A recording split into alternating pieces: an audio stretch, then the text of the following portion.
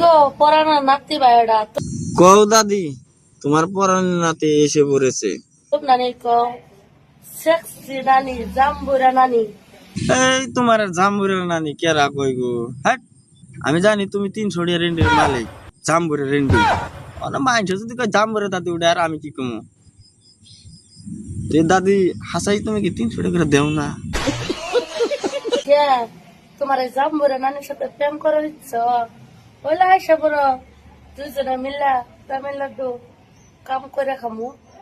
না দাদি, আমি যাবো, কিন্তু আমি কাম করে হারম না।